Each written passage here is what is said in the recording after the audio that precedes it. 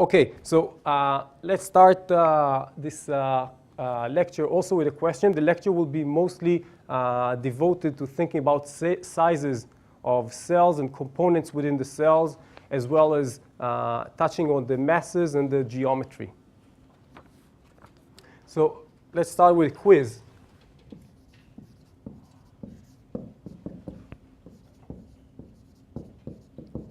What is heavier?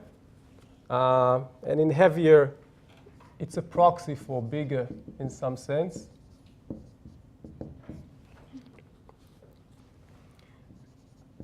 An mRNA or the protein that it codes for. And let's give some options. A would be the protein. B would be the mRNA. C would be roughly the same. And D would be depends on gene. Okay? So you know the drill. Who's for A? Oh, there's a question first. The final RNA? Okay, thanks for that. So you're asking about the mRNA. So I'm thinking about after splicing. Okay, the processed mRNA. Thanks for that. Okay, who's voting for the protein? Okay, on the order of 10 to the 1 people. Who's voting for the mRNA? Okay. Tough call, roughly the same, and depends on gene. Too bad I thought about, or you were saying it's always true, depends on something in biology. Okay, so let's try and figure that out. So in trying to approach that, you could try and think about, there are different genes, and obviously that could be confusing. Are we talking about this gene or that gene? What is the mass of the protein? But we could break it down because we're talking about, we know the central dogma of how DNA goes into mRNA, goes into protein. We could think again at the level of the components, of the nuts and bolts involved in the process. What would be the nuts and bolts involved here? In proteins, you'll have amino acids. In mRNA, you'll have nucleotides forming codons. Okay, so let's start by thinking about the mass of an amino acid. Anyone carries a rough value for that? So about 100 Dalton. 110 is actually a number often used. And then the mass of a nucleotide is roughly, as a rule of thumb, 300 Daltons. And now, not only that, in order to make a codon, which would code for an amino acid, you would need 3 nucleotides.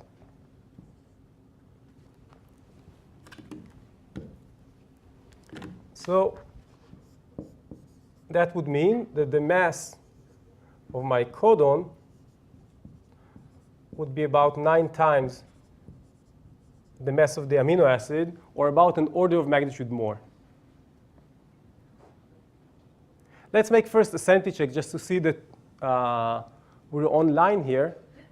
So these numbers that I brought to bear here. First of all, let me say, in the readings that you'll get for this week, you'll also get this one pager of key numbers in biology, which is supposed to give something like 25 key numbers that are useful for basically everything we'll be doing in the course, and I hope many of the calculations that you'll be needing to do in your research as well. It's kind of an analogy to those who did physics in high school. You had these cheat sheets of the mass of the electron and the charge of the proton and all of those things. So it's the analogy of that in the context of molecular cell biology. And there you can find these numbers, but then you'll find that very soon we'll be covering all the basic numbers that are useful as ingredients in order to estimate all the other things. But it's always good to do sanity check as well. So how can I perform a sanity check on that? So let's think about an amino acid. Let's think about the nucleotide. So what's in an amino acid? It's often very hard to dig in your memory on what you might have learned in some course in graduate school or in your undergraduate. But the name probably helps you a bit. Amino acid, there's something with an amino and there's something with an acid. You might not even remember what those mean exactly, but you can think about what is there in it. Amino sounds like, so there's probably something like one nitrogen there. In an acid, you have a carbon, you have like 1 or 2 oxygens. So in general, the backbone of an amino acid would look roughly like that, with the residue sitting here.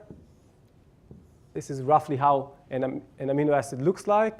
So if I'm trying to count, what do I have here? I have like 1 nitrogen, 2 carbons, 1 oxygen, and then who knows what sits here as well. So I have, this is 12, this is 14, this is 12, this is 16. Let's say about 15, 15, 15, 50. That gives me 60 Daltons. And then in the residue, I have a few more. It depends. Sometimes it could be really short. Sometimes it could be quite long. So definitely it gives you a variability. But you see that I won't be too surprised if that got me to 100 Dalton.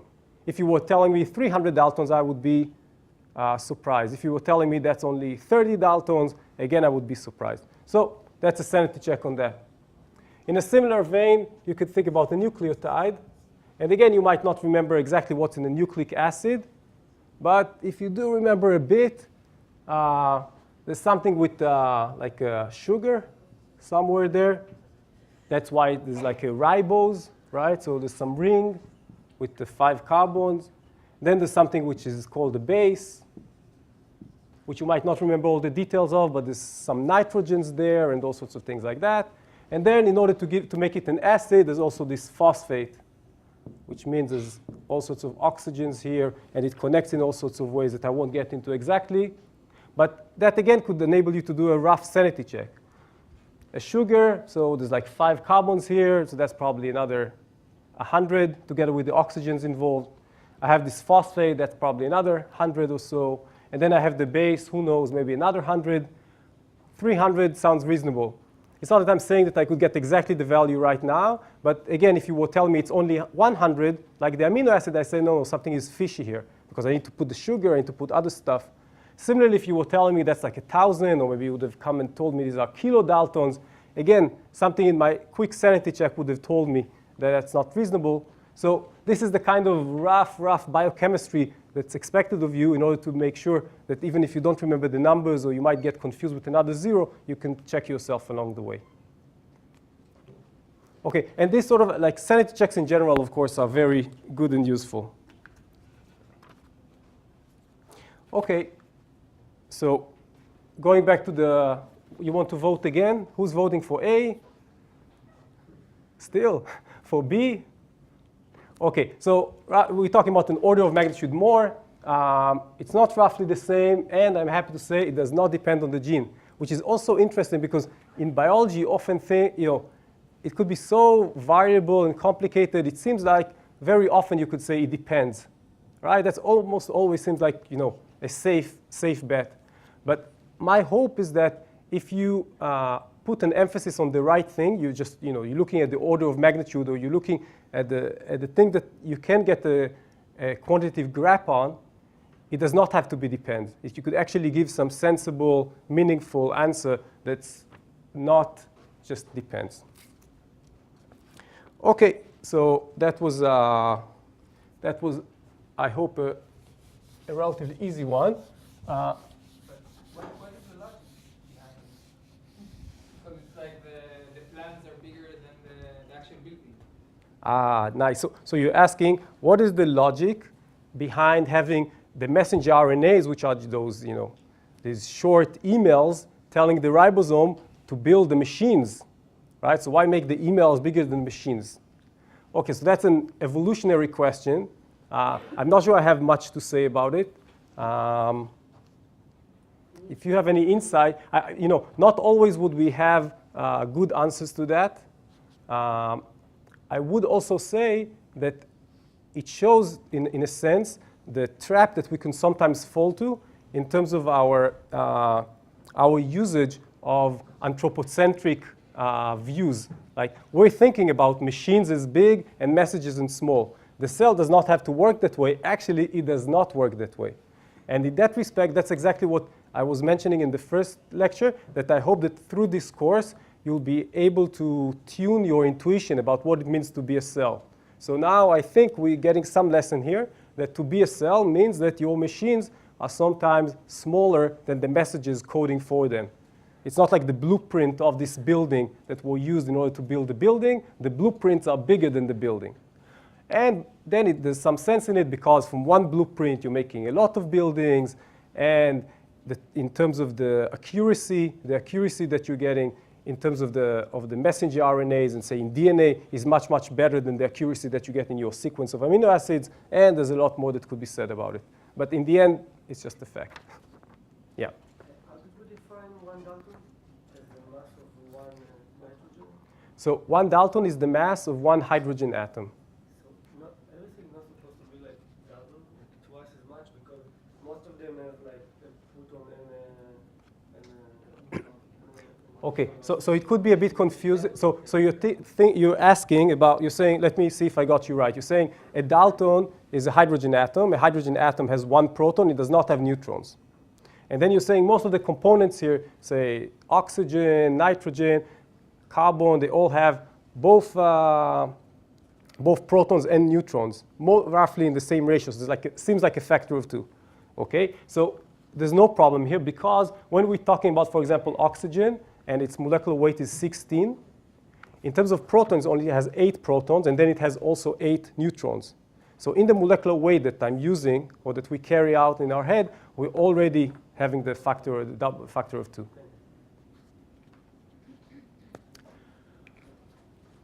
Okay.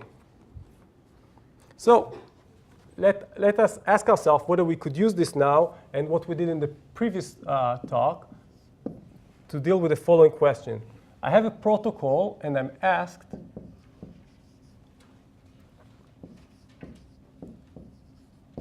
to give 1 microgram of mRNA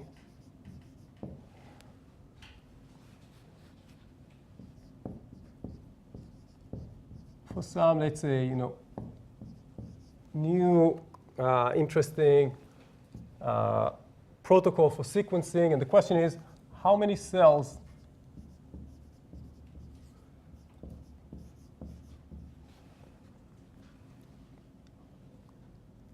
do I need?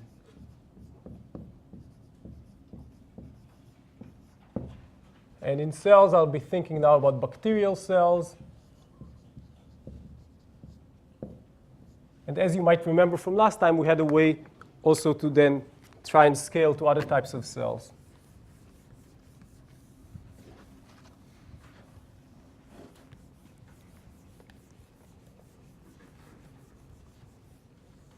So while I'm clearing the whiteboard here, think about what would have been your strategy of trying to approach this question. And before we actually do it, so we'll just make this small blueprint of how will we approach it. So we could start by the mRNA per cell, which is something we discussed last week about how many mRNAs there are in a cell. And then from that, if I'll add in the mass of an mRNA, which we just discussed briefly now, I will get what? I'll get the mass of mRNA per cell. That was number of mRNA per cell.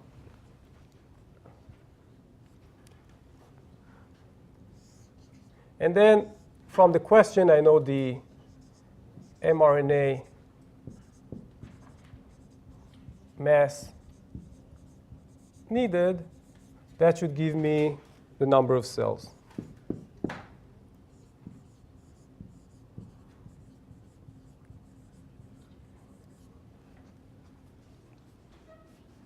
Okay?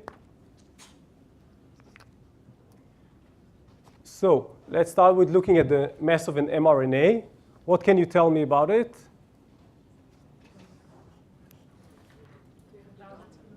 So we just said that it's about an order of magnitude heavier than the mass of the protein. And we've been carrying with us the mass of a protein. It's about 30 kilodaltons, although it could be 40 kilodalton, 25 on the average. So as a mass of mRNA, you're suggesting, and I definitely buy the suggestion, to use about 300 kilodalton.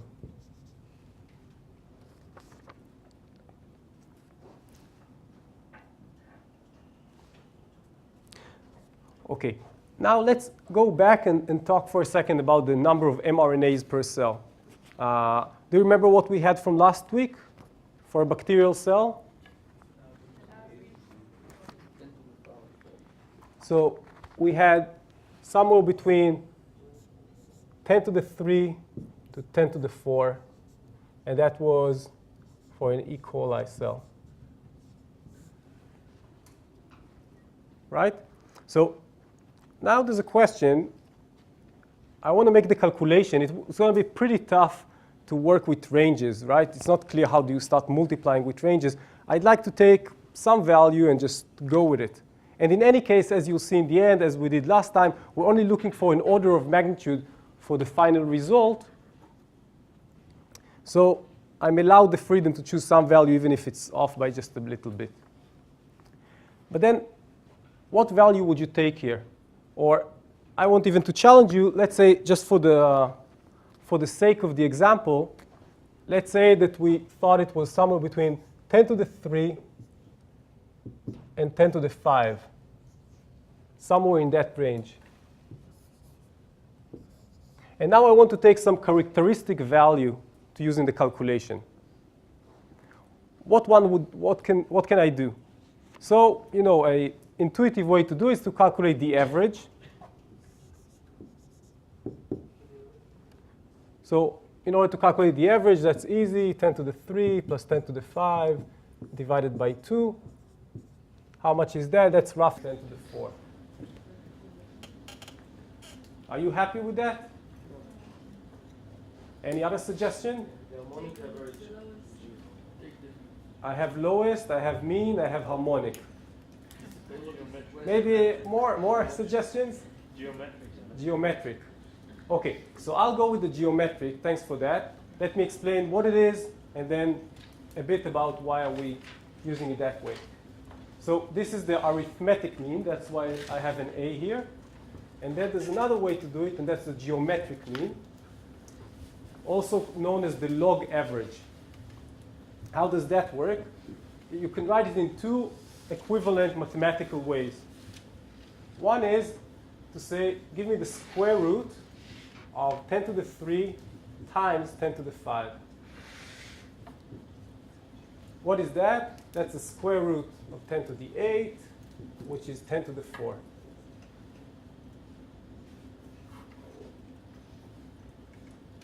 Another way to calculate it is just to look at, so just the same, would be to say that 10 times the arithmetic mean of the exponents, which are 3 and 5.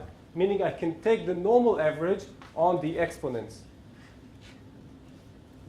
So the average of 3 and 5, well, that's 4. Okay, that's why it's also called the log average, because you're taking the average of the log of the values and then exponentiating again. So intuitively, what do you prefer? If you will need to take a value for this range, would you choose this one or this one? Okay, the lower one. Okay, so let's try and put our finger on what's actually happening here. But then first, let's just see how do we implement it here. So if I need to take a characteristic value for the number of mRNAs in this E. coli, what would that roughly be? 10 to the 3.5. Excellent. So you could take the average of the exponent, 10 to the 3.5. but who knows how to do it? So by the way, I think, if I'm not mistaken, that throughout the course, you're not supposed to be in need of a calculator even once. We'll get some tricks of the trade throughout the course, and there'll be a handout of some tricks of the trade. But basically, you can do all the calculations, I think, without ever using. So a calculator in 10 to the 3.5 might sound challenging. What is it roughly? 3 times. So it's about 3 times 10 to the 3. So as you'll see, I'm fine with saying that the square root of 10 is 3, with pi being 3. All sorts of things that you want could be 3 for the level of accuracy that we're interested in. Okay, so this is the value that I want to continue with here. But then just let's finish up with just discussing a bit the geometric mean. So what are the advantages of this? So one advantage is that it's less dominated by large numbers. That's exactly what you saw here. When we were taking the normal average, this 10 to the 5 were really shifting things. Then there's an argument from psychophysics. That's a subject that studies how we perceive the world in terms of sound, visual, all sorts of things like that. And what they find is that very often our perception of reality is actually distributed on a log scale. We tend to make mistakes which are different, which are wrong by fold change, not by absolute values. So that could be related to why when we're trying to estimate something, our mistakes might be distributed in log scale rather than in absolute scale. And then biology is full of log normal distributions. I won't get much into details on that, but that basically says that in biology, many of the processes being studied are actually distributed normally, not on a linear scale, but actually on a log scale. That makes sense if you think about all sorts of processes, for example, coming from growth. Growth is exponential, right? If you have bacteria, if you have other types of cell. So any difference there, say on the length of duration that's normally distributed, would lead, in terms of many other properties, to them being distributed log normally. Anyone's interested in knowing more about examples of that in biology, there's a wonderful collection of examples by this guy, Arthur Koch, who wrote about it in the 60s with many examples of how it's useful in biology. In order to see where that could help us, I'd like to try out a small question, and that is, what is the number of atoms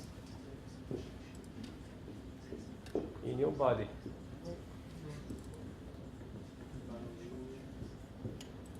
So I know you might have not checked it recently, even if you're a Weight Watcher, but I want you to throw some, your gut feeling for how many atoms do you carry? Suggestions, numbers. This time I don't want a strategy, although I'm happy that that's how you think about it. It's the right way to approach it, by divide and conquer, but just give me your exponents. 10 to the 30, I hear. 10 to the 25. More, give me numbers. What do you care? Nobody hears you. Nobody knows it's you. 32. 42. 32. More. 35.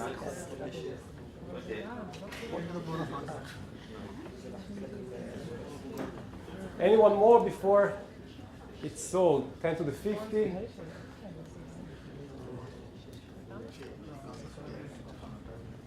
Okay, so we have some suggestions. And now, we're in a democratic country. If we need to decide, we need to, if we haven't measured it, and we don't know exactly how to estimate it yet, what value would we choose? So we want to take some democratic decision. One option would be to take the arithmetic average, right? So what would be the arithmetic average of these? 5, 10 to the 30, 50. So it would be 10 to the 50 minus epsilon, like really, really, really close to 10 to the 50. Actually, we know it would be 2 times 10 to the 49, like really, really close to the 10 to the 50. So thanks for that. That really helped my example. So that really shows how you'll be dominated by the person that chose the highest number. Okay, what would happen if we do the averaging in log scale? Let's see what it would come out to. So we need to take the average of 30, 25, 32, 28, and 50. So that's together with that, that's 60, that's 55. So I have 165 divided by 5. Oh, you have 205. I made a mistake. No. 150, so that's 30, right? Okay. Now let's try and estimate it. Okay. First of all, I hope that showed that there's something intuitively more pleasing in taking the geometric mean right now. Arithmetic mean, it's actually, by the way, useful for almost anything that you want to estimate in life, and you're not sure. Whenever you have a range, you're saying maybe it's this, maybe it's that. You're asking a few people, you're not sure. Geometric mean, quite useful. But let's see what happens here in terms of the number of atoms in your body. So let's look at the mass of a human. That's about 100 kilograms, although less is also fine.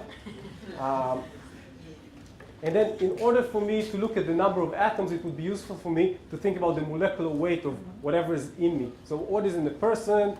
Mostly water. So water, I have lots of O's and I have lots of H's. And all the rest that's not water is mostly carbon. Like 50% of the dry mass is carbon. So I have O, H, and C, and that really covers really the bulk of what's in me. And if I want to take the molecular weight of these components, so this is 16, this is 1, this is 12. So I could say molecular weight, roughly 10 Dalton. Okay, so how does that help us? So I can now say that if I want to know the number of moles in human, moles, you remember, 6 times 10 to the 3, etc. So I have, let's convert, so it's the mass of a human, but let's write it in grams. So that's 10 to the 5 grams. Divided by, excuse me, yeah, blah, blah, blah, blah, yeah.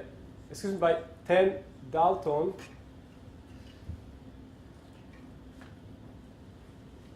By 10 Dalton.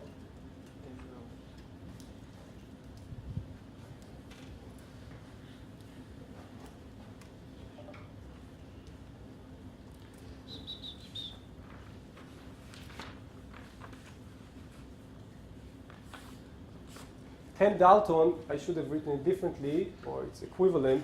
10 Dalton means 10 grams per mole. Right? If I have mostly O, H, and C, I would have them as so like a rough average. They'll be about 10 grams per mole, which means that I have about 10 to the 4 mole, which means that the number of atoms is what? I have about 10 to the 4 mole times 6 times 10 to the 23 atoms per mole, which got us to 6 times 10 to the 27 atoms. So now you know how many atoms you have. I wouldn't say that I would put much emphasis on the 6, right? It's probably somewhere between 10 to the 27 and 20 to the 28. which means that whoever said that, well done. And I would say that with the geometric mean, which brought us to 33, well, being wrong by 100,000-fold is maybe not that great, but it could have been much worse, right? If you were taking the arithmetic mean, you would have been wrong by a trillion, whatever. Okay, all that was in order to tell you some of the virtues of your body, as well as of the geometric mean. And now we could go back to our original strategy. We got so far as knowing that we have 3 times 10 to the 3 mRNA per cell, each one weighing about 300 kilodaltons. Any comments about the calculation? How did you calculate the mass? Based on what length of the mRNA? Again, are we talking about this? The mass of the mRNA? Yeah, the mass of the mRNA, we were saying from what we did That depends on the length, right? Yes, it depends on the length. From what we said in the first part of the lecture, we said about 10-fold more than the protein. Yeah. And the protein, we're saying, from what we talked last time, is about 30 kilodalton on the average.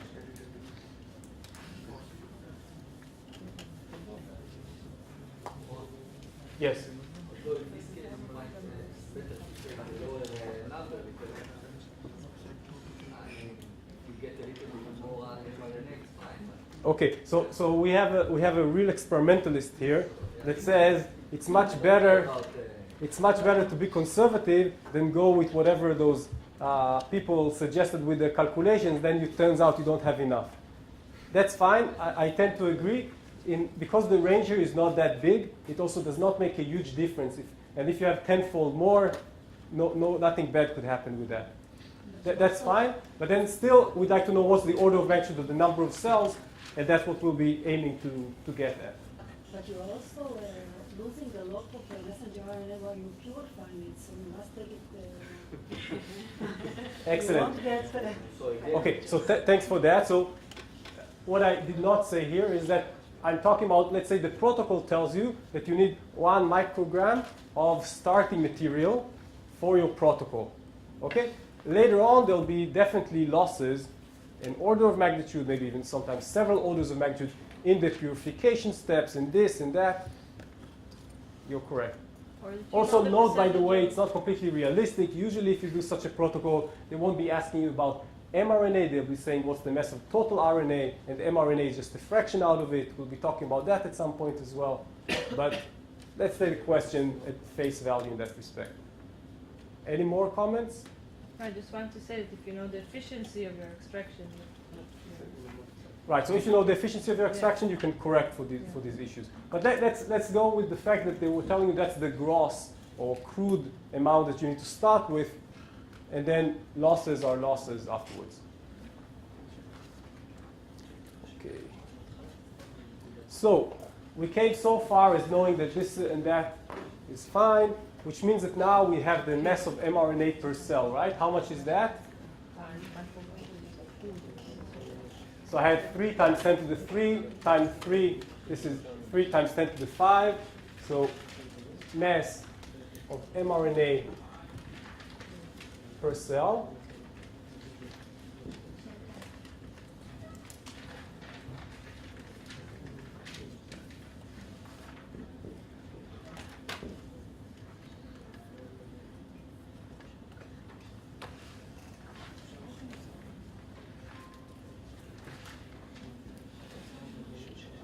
So I have about 10 to the 9 Dalton per cell.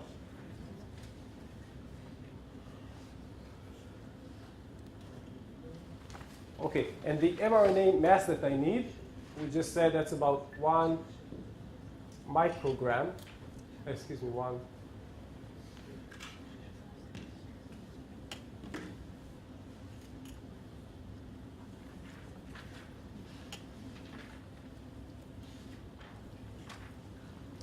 So let's take, we now, in order to work well, we want to move from Dalton to mass. So how do I go about from Dalton converting it into something that will give me units of of grams or something like that. You remember we had the rule of thumb from last time that the thing that you can always do is multiply by 1, right? So what would be 1? Now I want to get rid of the Dalton and get grams out of it, right? So I'll probably want to have grams upstairs and Dalton downstairs. And what would be the conversion? I know that 1 gram is 6 times 10 to the 23 Dalton. Okay, again, Avogadro numbers strikes again. You'll see it again and again, and that's because, why? That's because we're all the time trying to move from two different perspectives. From the macroscopic perspective of where we live, and we have grams, to the perspective of the cell, which is microscopic and knows Daltons, which are like the masses of the components in normal molecular weights. And therefore, we need to do this conversion quite a lot, but I hope you'll get used to it. So if I multiply by this, that's going to be great, because Dalton will go with Dalton. I'll have gram per cell, which is exactly what I need here, 1 microgram per cell. Excuse me, total. Yeah, that's good. I would have seen it afterwards, because the units wouldn't fit well if I did that. Okay, in order to do that, that's fine. Allow me the freedom to write that as 10 times 10 to the 8. That would help me by saying that 10 divided by 6, that's about 2. 10 to the 8, 10 to the 23, that's 10 to what? 8 minus 23, that's minus 15. Right? 15 plus 8, 23 grams. Which, you might remember, what is 10 to the minus 15? Femto, right? We had micro, nano, pico, femto. Okay, so that's about 1 femtogram. Okay, I've lost the factor of 2 just like that. Why? Because I want to get a round, nice value for the number of cells needed.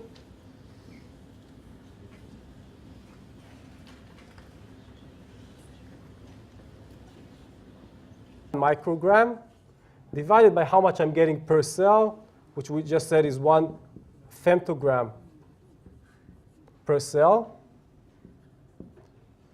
which brings me to what? That's 10 to the 6, 10 to the minus 6,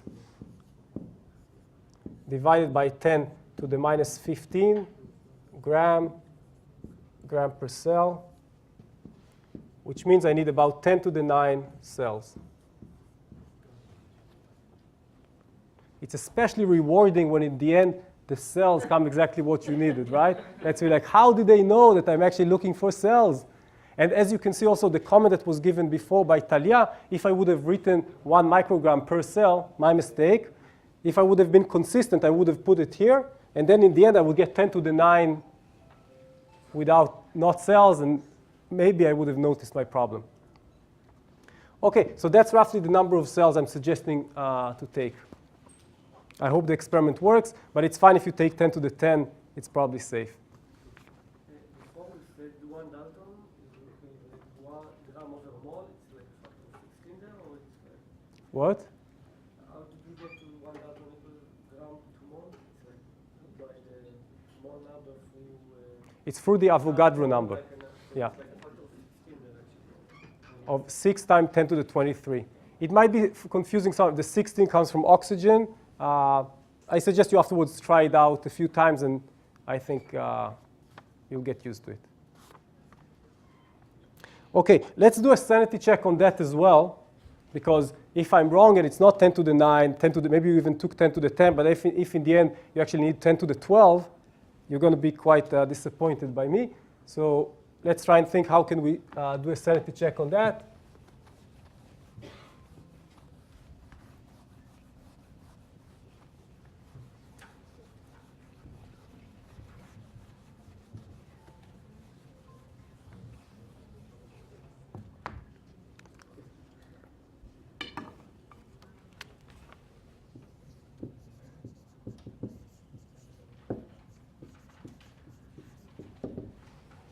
OK, so let's start with our cell, right? We're talking about bacterial cell. What's the mass of it? So you just did it, I think, in the exercise. If you haven't, please do it and send it to the website. So it's about 1,000 femtogram with the water, with everything, right? About 1 picogram, which makes sense because if you think about it, it's a micron by micron by micron, roughly. So it's 10 to the minus 18 meter cubed. And then you can do the conversion. You'll get 1,000 femtograms. OK, what is it made of? So we already know that there's about 70% water. So we're left with 300 femtogram cell dry weight. Right? How much of that is RNA? You might remember how much is protein. We talked about it last time. About half is protein, right? So we're left with another half for all the rest. What would you say is RNA within it? No, just RNA first. Let's say half of the half. That's reasonable. Actually, the number often cited is about 20% RNA out of the cell dry weight, although it could definitely depend. So that brings us to about 60 femtogram total RNA. Now here's a small leap of faith. I can tell you that when you're looking at the RNA content, what is it dominated by? By ribosomal RNA. Definitely, and even mostly so in bacteria. And after ribosomal RNA, what is the next dominant thing? tRNAs. And then mRNAs are sitting at the lowest part of the RNA food chain, if you like. And then I just remember it's roughly 5% mRNA. Which brings us to 5% of that. That means about 3 femtograms per cell. Now, it might look strange to you. Maybe you don't know this number of 5%. That's completely fine. I just have the benefit that I already did this course with myself. But now you did it as well, so you'll be carrying with you. I'm not giving you something that everybody could do out of thin air, but with some exercise, you know these things. And actually, even if you didn't know it's 5%, just by knowing that the most dominant factor is the ribosomal, and then you have lots of tRNAs, maybe you'll say, maybe you wouldn't have used 5, you would have used 10. That's also fine. OK, so we got 3 femtograms per cell. And the value that we got here was this one, which was 2 femtograms, which for me is more than rewarding in terms of a sanity check.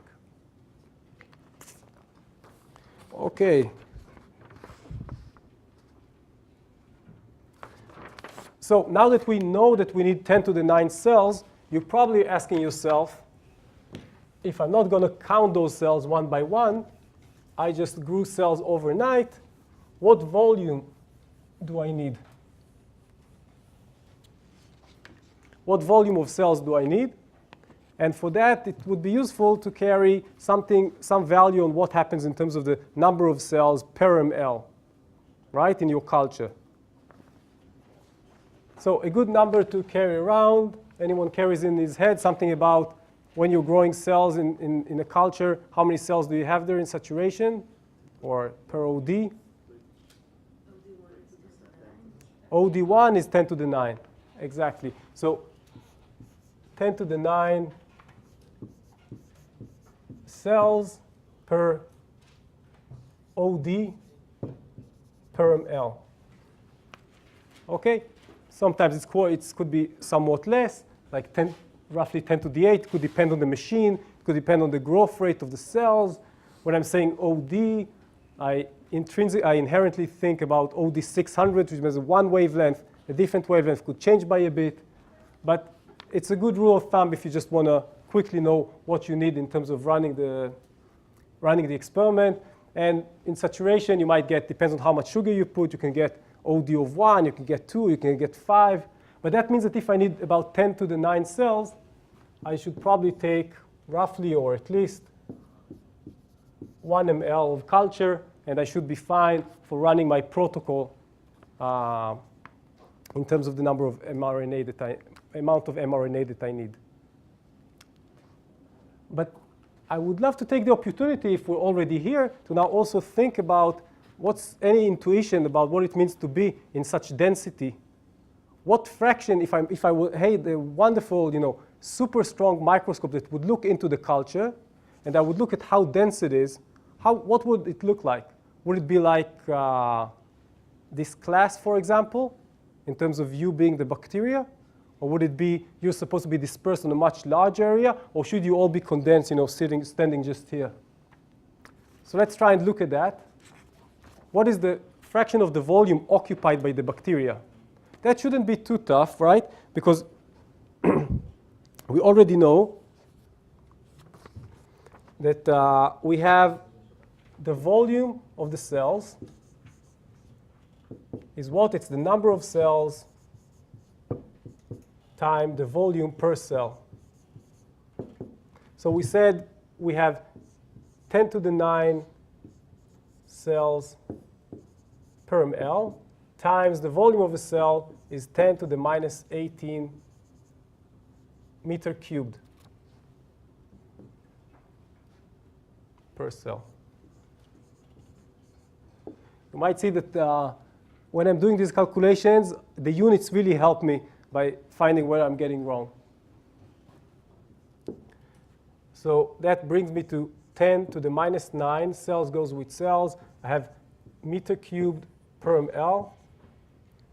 Now, an ml is 1 over 1,000 of a liter. And then there's 1,000 liters in a meter cubed. Right? So I have, would it be best to do it this way or the other way? So if I have 10 to the minus 9 meter cubed in an ml, I have 10 to the minus 6 meter cubed per liter, which means that I have about 10 to the minus 3 meter cubed per meter cubed of culture, or about 1 in 1,000.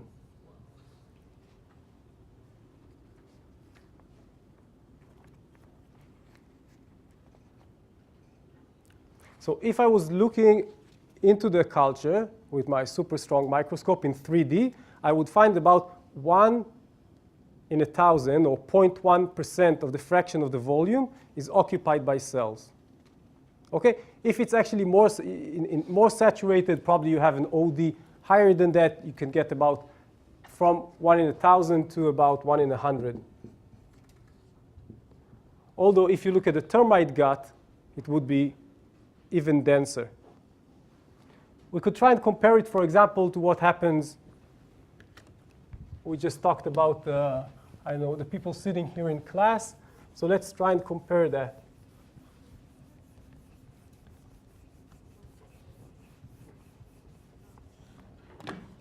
So what's the volume of the class?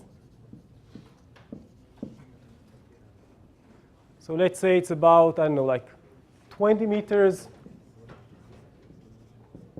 by 10 meters by 5 meters high. So I have 10 to the 3 meter cubed. What do I need to do next to make the comparison equivalent? So the volume of you, right? So we already know how many atoms you have, but now let's do it in terms of volume. So volume of students. So we have here, I guess, something like between 50 and 100 students. Let's make it 100, just to be on the optimistic side. Let's say I'm including some of the people that would only watch this on YouTube. And then what's the volume of a student? So we could do it, you could take 2 meters by like 40 by 20. We could do it that way. But is there a different way to do it? Right, we just said we have 100 kilograms, right? The average us. So if 100 kilograms and the density is about 1, that means about 0.1 meter cubed per student. So we have 10 to the 2 meter cubed. Can you explain that? Just a second. Let's see first that it's correct, and then, yeah. No, excuse me, 10 to the 1.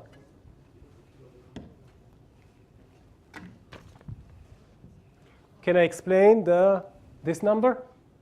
Okay, so we were taking our characteristic student as weighing 100 kilograms, just to make it round. And then 100 kilograms, if I want to turn a kilogram into a volume, we mostly water. The density is pretty close to 1, so it's 100 liters. 100 liters is about 0.1 meter cubed. Okay, so we have about 10 meter cubed, 10 cube. So you can see that the ratio here is about 1 in 100, which is not unlike what happens in a really saturated culture of cells, okay, after overnight. We are in exponential phase. So we've been in exponential phase, and we're just reaching stationary. And it does seem that way from looking at you. Okay, let's see what do we want to do next. Yes, so, yeah.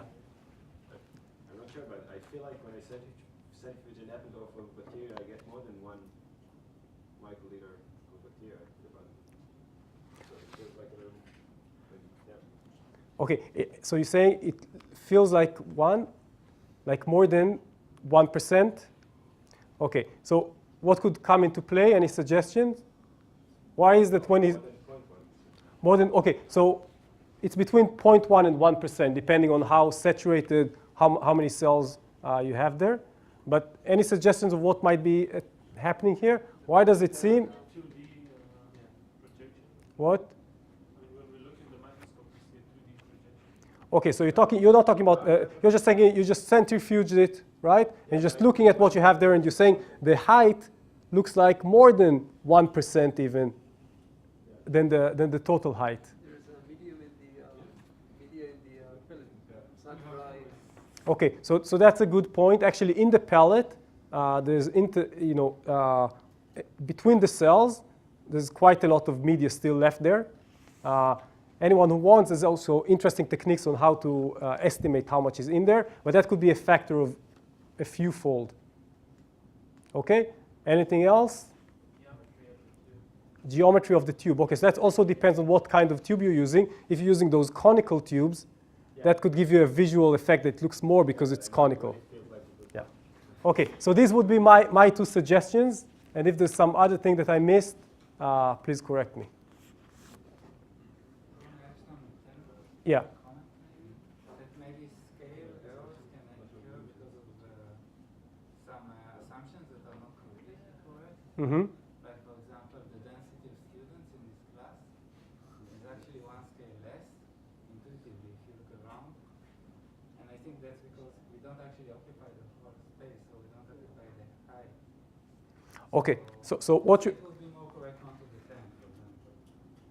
Okay, so I agree with you that the analogy that I made to class might be a bit confusing in the sense that you're not floating around like cells do in media, but you somehow fell to the ground and are in 2D and not occupying the upper part. That is a qualitative difference between the two experiments, and therefore I agree with you that that's a bit confusing, but just maybe if each one here thinks, I understand that now there's a course at Weizmann about meditation. So now if you try to concentrate and then you levitate a bit, and each one to a different height, then it's supposed to be a good proxy. Okay, yeah. We went to get the total volume of cells and ended up with the ratio or the fraction that they occupy from the out of 1 ml. And I mean, the calculations work out fine, but when did we make this switch? Yeah, you caught me here. There were 2 ways of doing it, and I on the fly did it in one way. We could have done it here, the ratio, or we could have calculated the volume of the cells, and then it wouldn't have been cells per ml, but just 10 to the 9 cells times the volume of a cell, and then it would have given me a value, which would have been 1 over 1,000 of an ml, and then the volume of the culture is 1 ml, and then I have 1 to 1,000. Okay, so I got confused in doing it, but I just chose a different path. If it's not clear to you, that's fine. Just try to do it yourself. It's actually a good exercise to check that you understood this. Okay, for the last thing that we're going to do today, I need a brave volunteer that's supposed to come here and get input from the class. What I want to do next, what I want to do now, is to make a scale of sizes of components in molecular biology. So who can help the class? We want to draw a line here of sizes of things inside cells.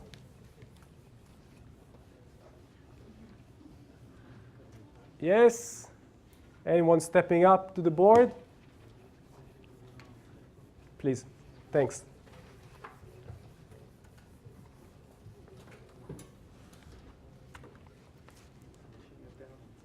Okay. Yeah, so just make a long axis.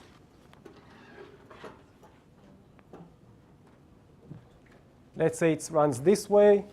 And we need people. What's your name?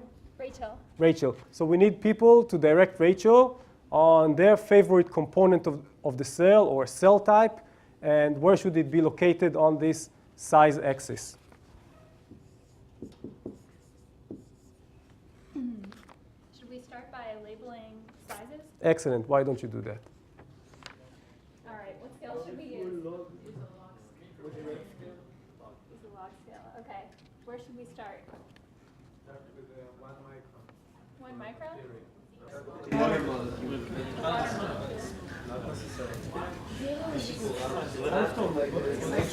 about a numerical value with a unit here?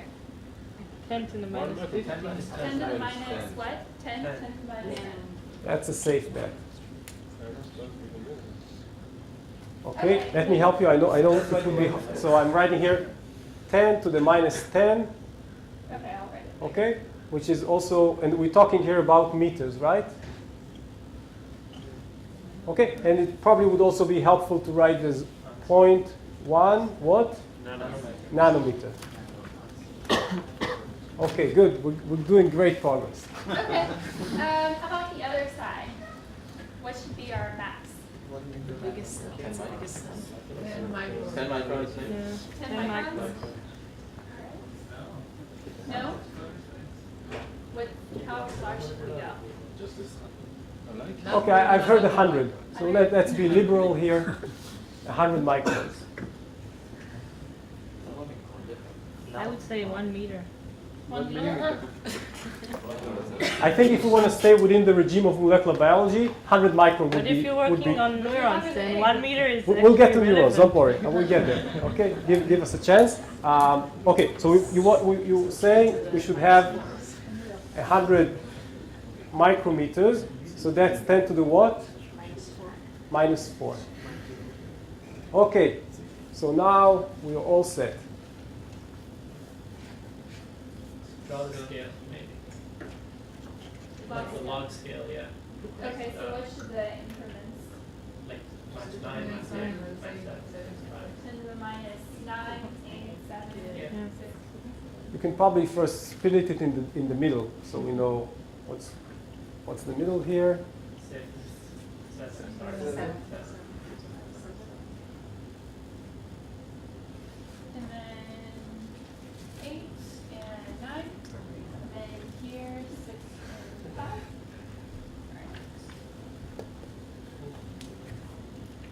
So 10 to the minus 6, you said was an E. coli? 10 to the 1 minus micron 6 was an E. is E. coli.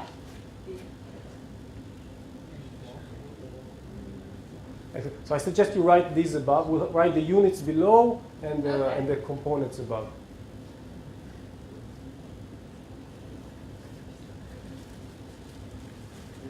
Okay, we have the center of the world now. Sitting here at 1 micrometer. And we had here 10 to the minus, that would be 1 nanometer. Okay, good. Okay, what else? If Size the of ball. Sahomaji service, yeah. The next center of the world would be where? 10 to the 7. 10 to the minus 5. 10 to the minus 5. It's what? It's like Okay. 10 microns. So budding yeast, you're saying. This lovely thing that give us bread and wine and beer. Scientific paper. Scientific paper. Mammalian cell. That we should give them also some respect, I guess. Where should they be here? Who's working with mammalian cells?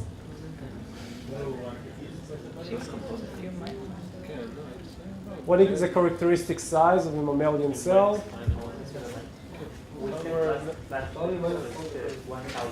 Next to the -4. Closer to the -4. So, yeah, so what I hear here, we're saying, last lecture we said about a factor of 1,000. So is it a factor of 1,000 here? Why not?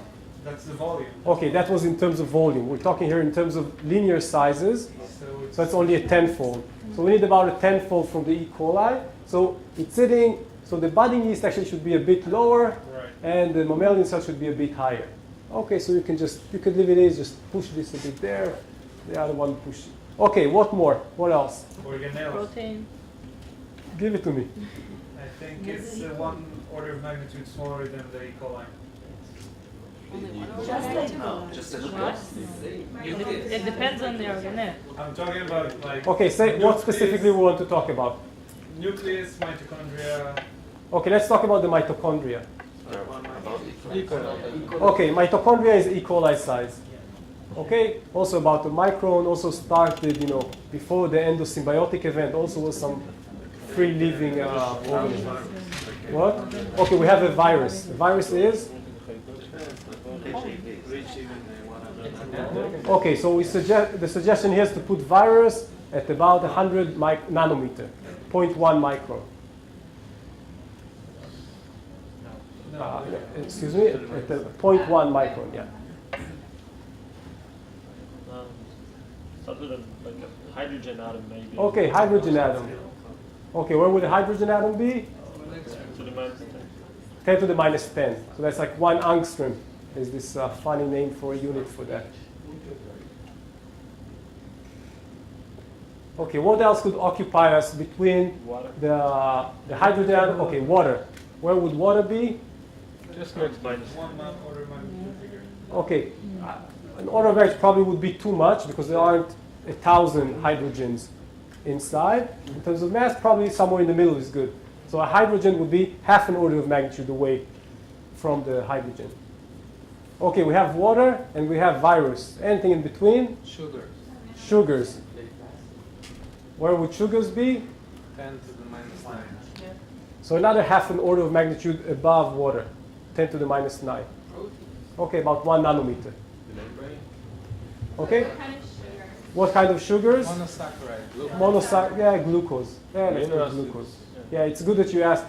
Better write glucose than write sugars because sugars is much more amorphic. You can take membrane of something between 5 nanometers to 20 nanometers. Okay, so which one do you want? Let's do one by one. Ribosome. It's 20 nanometers. Okay, ribosome is being said 20 nanometers. So before you write it, now there's a trick on log scale, right? It could be a bit tough and it's a challenge to do it. So we had 10 to the minus 9, you're saying 20. Where should 20 be on the log scale? So first of all, because 20 is like 10 times 2, I have the 10, so I'm jumping 1 order of magnitude. Now I need to do the 2. Okay? 2 is not 10, right? But 2 is also, so on that, engineers do that all the time. Anyone here coming from engineering originally? There's these funny units of dB, decibels, right? And they're factor of 2 in decibels, that's 3 decibels, meaning it's a 0.3 on a log scale. I know that might all sound confusing, but I'll give you a handout, not next lecture, the one after, the next lecture about some tricks of the trade that will enable you to do all these funny things that would impress your family at dinner.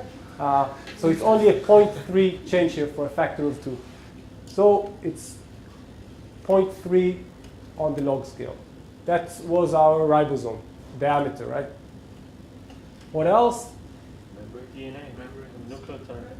Genomic DNA.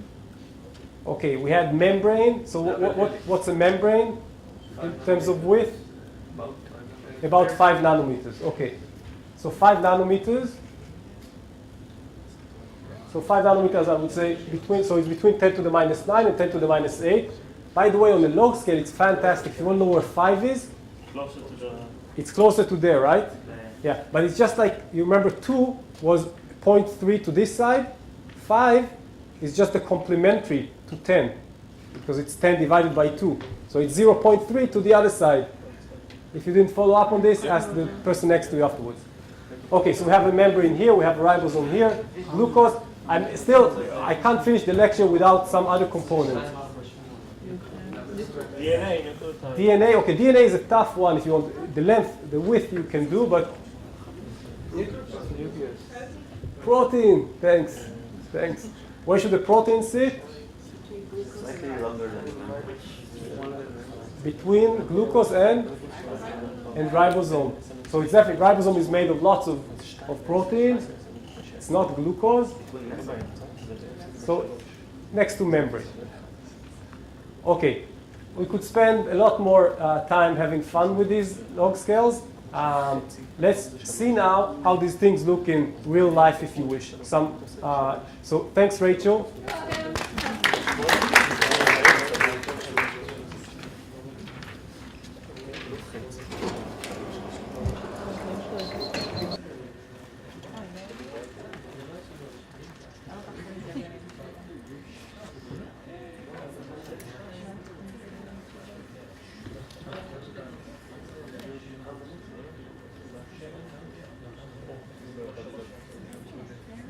Okay, so for the last part of the lecture today, we'll do a sanity check on our sanity checks on our axis. So first of all, in terms of a similar axis, let's see how well we did. So we started with we had a water molecule, which was sitting down middle here, fantastic. Glucose, protein, membrane thickness, quite close. Ribosome sitting just a bit here, closer to here than to here. We didn't do transport vesicle. We did do a virus. We didn't talk about resolutions. We had E. coli, budding yeast, mammalian cell. Fantastic. Now I'd like to show you some images. There's a really, really talented scientist that's also an artist by the name of David Goodsell, who's been doing work on trying to recreate visually how the components of the cells look like from the inside. So you'll see some of those figures now. So here are starting from the nuts and bolts of the components of the cell. So you can see some of the ions, and then the components that we'll be talking a lot about them, like lipids, our glucose. You can see the scale bar here, and very often, whenever looking at a picture, it's critical to see that you have the scale bar. So you can see that about the nanometer is a good characteristic value for the sizes of those components. You can see, by the way, so you can see nucleotides, you can see electron carriers like NAD. You can see lipid as a component of the membrane. Anything looks funny here? Something might look funny here in relation to what we did in this specific lecture. How do we start the meeting today?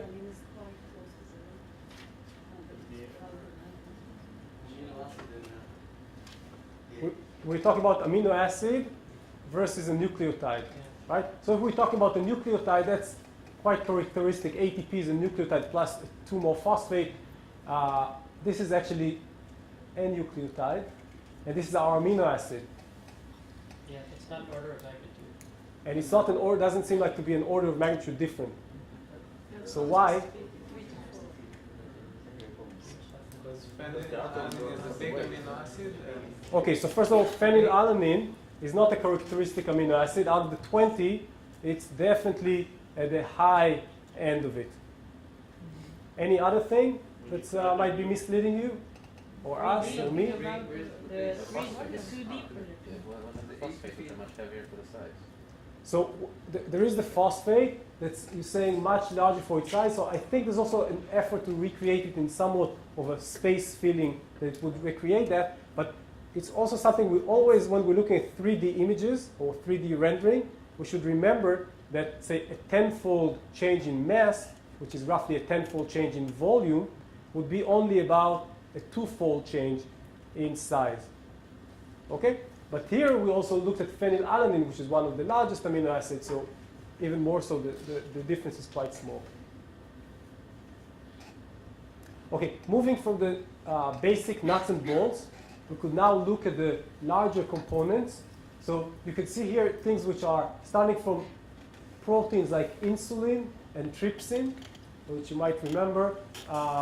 And you can try and see this is the scale of the 10 nanometer. So the diameter would be about 4 or 5 nanometer for those monomeric soluble globular proteins, which is quite close to where you've put it on the log scale. And then we're moving to larger machines. We have here ATP synthase. We have here hexokinase. So hexokinase, remember what does that do?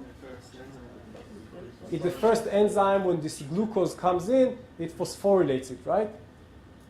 So see, do you know what this small thing is? That's the glucose, okay? Which shows you, again, thinking about our intuition, glucose and the thing that phosphorylates it, you need this whole big machine, although that might be a dimer, but this whole big machine in order to deal with that metabolite. And very often that's the case, or almost always that's the case. Metabolites are way, way smaller than the enzymes that work on them, okay? And maybe you've heard it before, but to me I find that seeing it visually makes it much, much clearer than just reading it in some textbook, and when you see it to the right scale. And similarly, you can see some other things that are involved in metabolism, alcohol dehydrogenase, hemoglobin, rubisco that fixates nitrogen, fixates carbon, CO2. You can see how an antibody looks like. And this is all to the right scale of all these components of the proteome. So the slide before that was 1 nanometer, and this is 4 nanometers? This was 1 nanometer in scale, and the scale bar here is 10 nanometer. Ah, okay. And you should look at these and see that, yeah, 4 or 5 nanometer in diameter makes sense. For these others, it does not make sense, but that's because they're actually not working as monomers. When you look at how proteins are usually inside the cell, their oligomerization state, which is this long word for saying how many components there are per unit, is actually not one, it's not monomeric. They're usually trimeric or tetrameric. And you can see some examples here. Starting from something that's a monomeric, like pepsin, you can see a dimer, a trimer, a tetramer, and you'll need to help me with the Latin names from here onward. But you can see that examples of the nice symmetry that they have going up to this tobacco virus, which has a 60-fold in terms of components. But when you're looking at the distribution of the oligomerization state, the heavy weight is on dimers and tetramers. Also quite a few monomers, but definitely not the majority. And there's also an interesting observation that they tend to go in even numbers. So there's many more, let's say, dimers than trimers, many more tetramers than pentamers, etc. And also more hexamers than pentamers. Okay, moving to the membrane. The membrane occupies, proteins occupy the significant fraction of the membrane, on the order of a half. So about a half is lipids, which are what we used to, but another half of the cross-section is occupied by proteins. And then when you're thinking about the width of this membrane, we just had it about 5 nanometers, which is interesting because 5 nanometers is also what we said about the protein. And actually, it's a nice combination. It should fit in the sense that very often you have membranes that go, when they're inside the membrane, they cross the membrane from one end to another. So it better be on roughly this a similar length scale. So you can see how things look like. This is a cross section showing a porine, aquaporine, which moves water and other things from the inside to the outside of the cell. And you can see this occupies about, in terms of cross-section, about the characteristic fraction of the membrane as proteins usually occupied inside cells. So all of these things are drawn not both to scale, and it tries to be as realistic as possible. You can see the components, the phospholipid and the cholesterol, the components of the lipid membrane. And then some of the fun machines that they have there, the ATP synthase that rotates at about 100 hertz, like much faster than the engine in your car, in order to produce ATP from proton gradient or the reverse. And then cytochrome as part of respiration, some of the things related to photosynthesis, the photosystem, the thing that absorbs the photons, and the reaction center. What is the ratio of the surface area occupied of normal cells, occupied by proteins? Of the surface area of the membrane? So it's about between a third and a half, I think, is a characteristic number.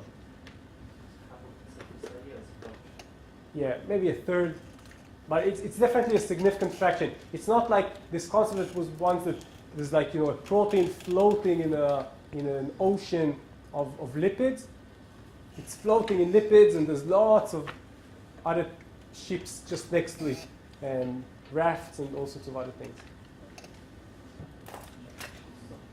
Okay, I know many of you are studying the things related to the central dogma, say, of transcription. So you can see some of the machines involved in reading the messages from the DNA. So you can see the width of the DNA here. And you can see the nucleosomes made of histones on which the DNA, the eukaryotic DNA, is wrapped around. You can see transcription factors such as the lac repressor, also a dimer that sits on the DNA in order to read it. You can see the DNA polymerase that creates another DNA strand. You can see RNA polymerase that reads the message and creates the mRNA that is later used by the ribosome. And you can see the relative sizes of the different components. This is 10 nanometer is now smaller, so you can see, because these are usually big machines composed of quite a few components. So I think the lac repressor is actually a tetramer, not a dimer. Sorry for that mistake. The nucleosomes, that's made of 4 histones and another 4 histones coming together. And then when you're talking about something like the polymerase, that's a few dozen proteins coming together to form this machine. Then you can see the ribosome, and then the accessory things enabling the translation. So you can see how the elongation factor looks like, how tRNAs, we just said that the main components in terms of RNA are the RNA inside the ribosome, as well as the tRNA that comes in. You can see how the chaperones look like that take the proteins and help them fold when they unfold.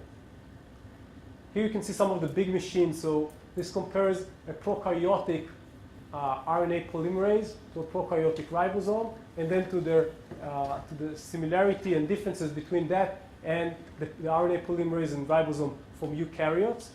Each one is composed of several dozen. So for example, a ribosome in bacteria could be composed about somewhere between 50 and 60, 55, or whatever, different proteins. And that's only 1/3 of the mass. Another 2/3 of the mass would be sitting in ribosomal RNA. So you can see some rule of thumbs of things associated with this. So it's a few tens of nanometer in size, a few tens of proteins. About, say, the ribosome is a few thousands nucleotides and a few thousand amino acids involved in that.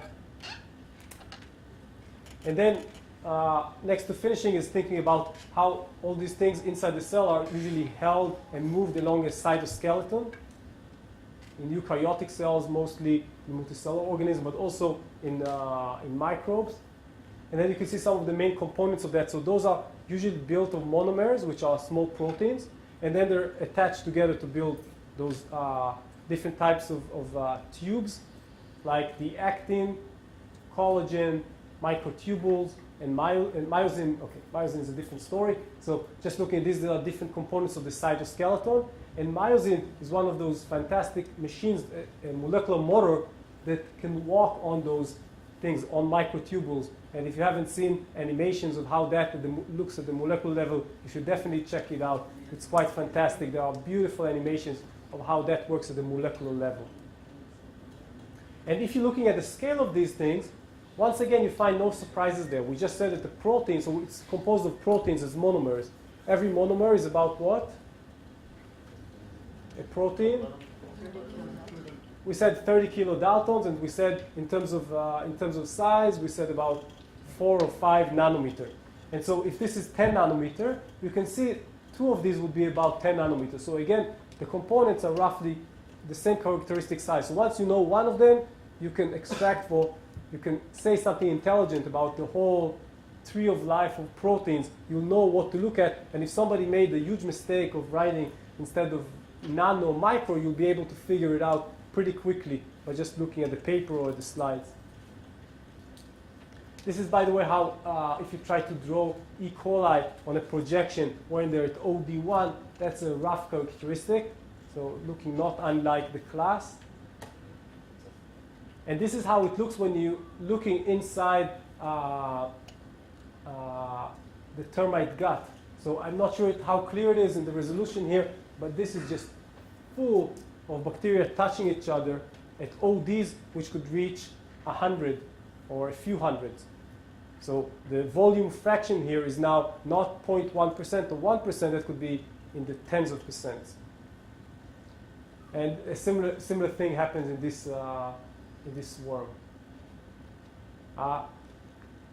Just as we're nearing ending, here we can see our E. coli once again, but this time infected by viruses.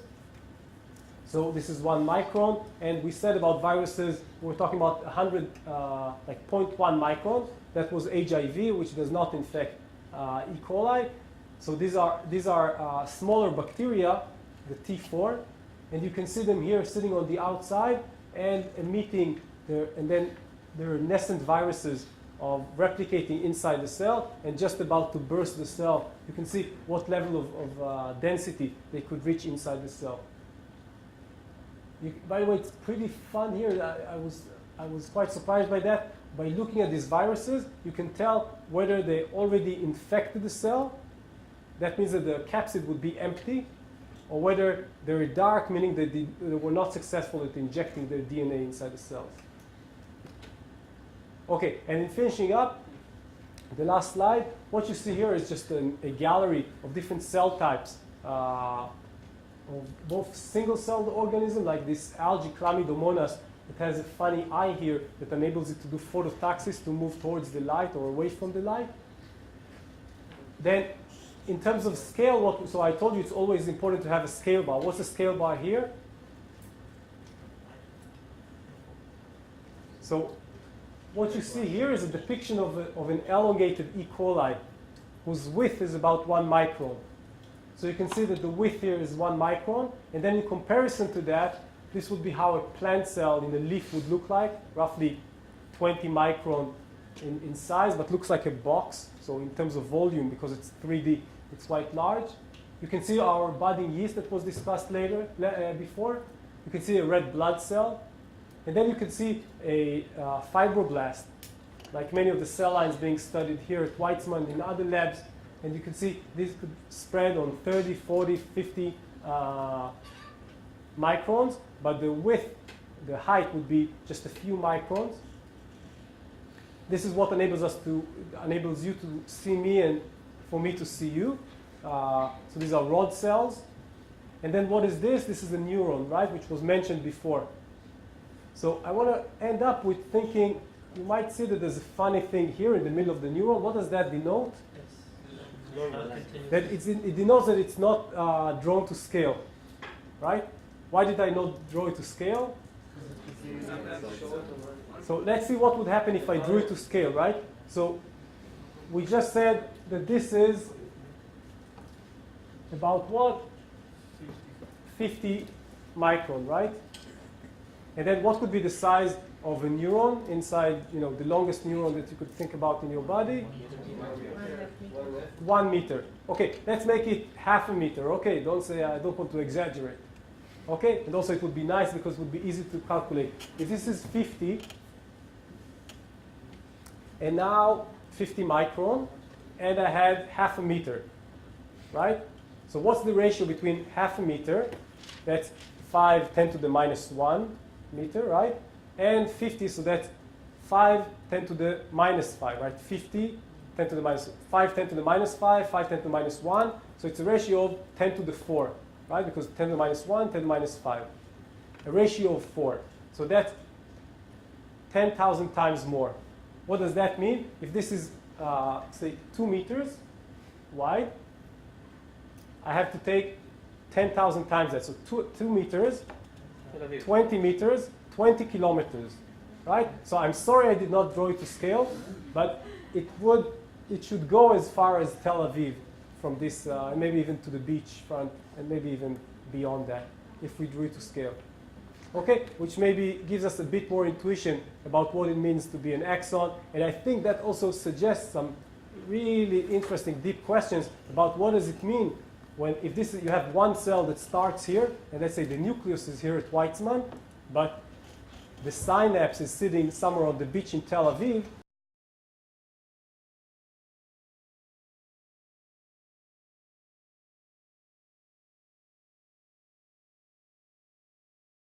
Deliver things from here to there.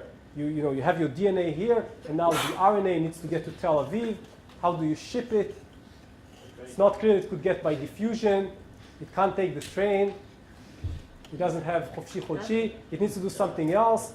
It's not even clear. You can calculate what those nice molecular motors could do and whether that could help you. How long would it take them to reach there? I can tell you it's pretty long.